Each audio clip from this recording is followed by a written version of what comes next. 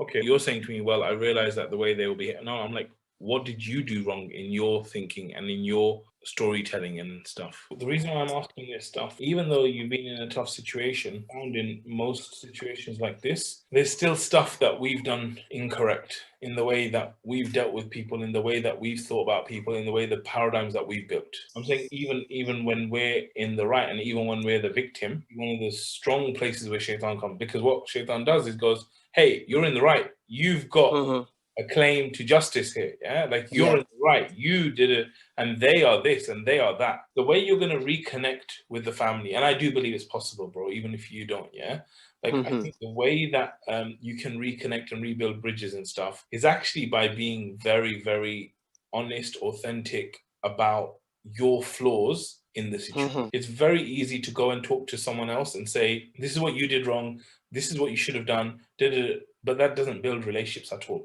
Why? Because we said the one thing that actually turns relationships upside down is empathy. Like empathy, kindness, all these things, right? And what that requires is for you to speak to people about the things that you did wrong, right? Now, it may be that you are completely in the right, like you might have been completely in the right.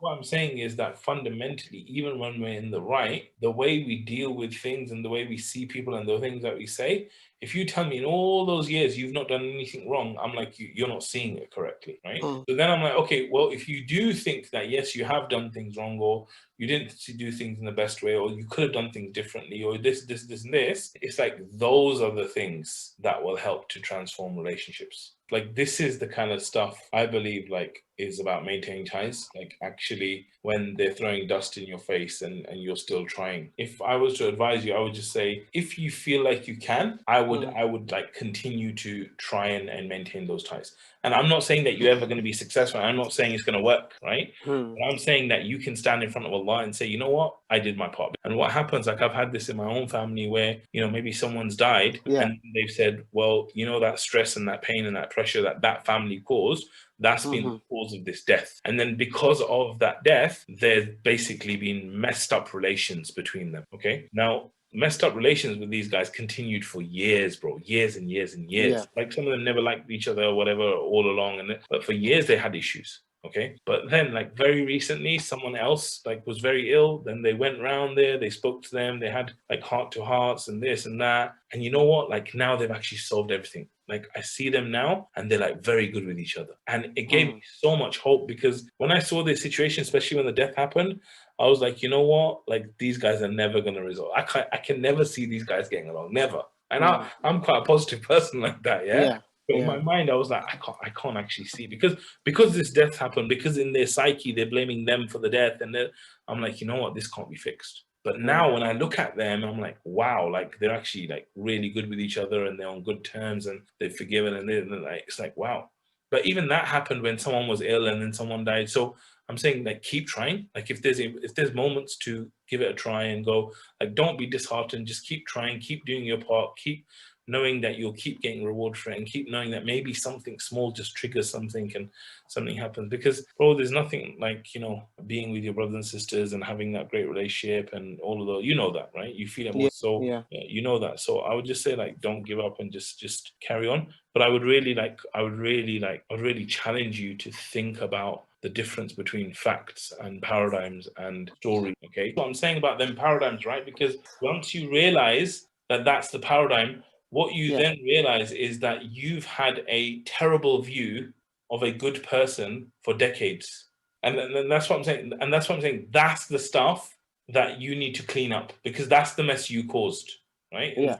That you could have seen him a different way, like the roller coaster, right? Yeah. But you saw him in that negative way. You didn't give him the benefit of the doubt. You just went with your own paradigm and your own judgment, and you just did that. Right? So if I was to speak to him, I would speak exactly about that. I'll be like, look, the way I saw you was this. And you know what? That was all my judgment. It was all wrong for me to think of you. This is how I think of you, and this is how I appreciate you. And it's like, that's the kind of discussions that you need to be having with people, because like when you realize that, then it's a total different thing. And the way I would think about it a little bit, right? May Allah protect you, is I'll be like, you know what? Like if I had terminal cancer and I had 100 days to live, like how would I work on this relationship, you know? And maybe I would just try and break my way in, like you know, this story of the boycott with the Prophet ﷺ when they kind of boycotted them. Like the plan they actually, the Sahaba and these guys actually did to overcome the boycott was getting 2, 3 strong people to talk about the issue with the boycott, right? And eventually it came to a point where they kind of like started questioning it and stuff. And so I'll be like, who is the person who is like the most likely strongest person I can get back in touch with, type of thing, right? Like I said, it might be the nephew, it might be this, it might be that, whoever. But I think it's just about like, you know, and just reconnecting, but doing it for Allah. Because, Yeah. you know, I wouldn't expect miracles, to be honest, bro, but I would be Yeah. committed to making miracles happen, right? Yeah. So I wouldn't be attached to them, I wouldn't be expecting them, but I would just like be committed to working on it and to doing it. And a lot of the maintaining of ties, it's like this. People are rejecting you for years, literally Yeah. years. Like, you know, there was times when I was giving wedding cards to family members for years, and they were just rejecting it or sending it back and this and that.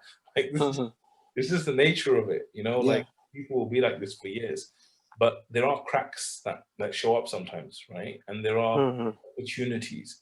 And I think like that's what I would advise, like try and take the cracks, try and like opportunities. Like you said, Eid is a great opportunity. You know, Yeah. Ramadan is a great time when people's Yeah. hearts are softer and all of those kind of things, right? Look at Hajj, for example, like Allah forgives all sins, right? To Yeah. all the people that are on Hajj and stuff. So like that's another great day to kind of reach out and this and that. So I think like, you know, use these opportunities. And you know, the Prophet said whoever wishes that their provision and their life is like expanded and extended, like maintain ties. So Yeah. even you just working on this consistently, it'll be good for your life, it'll be good for your provision, it'll be good for your family and everything. And also it's good for what you want to do in the future by helping other people, right? Like you want to come to the, like imagine if I came to this whole program, right? And every time we talk about paradigms, I'm like, yeah, I got a really crap relationship with my dad, and you know, with my family, I don't like maintain any ties and I cut my family. Like imagine that was my situation, right? Yeah. Because Yeah. like, this guy's a loser, like why am I listening to him? Right? Yeah. But it's because I've been able to, you know, Alhamdulillah, like put in the effort and do that stuff and this and that, that it makes it more easy for me to now help people do the same, right? And so what I really want for you is to keep trying, keep working on it, and then go out and help people and go like, you know, this is how I can help, and this is what I went through, and this is what happened with me.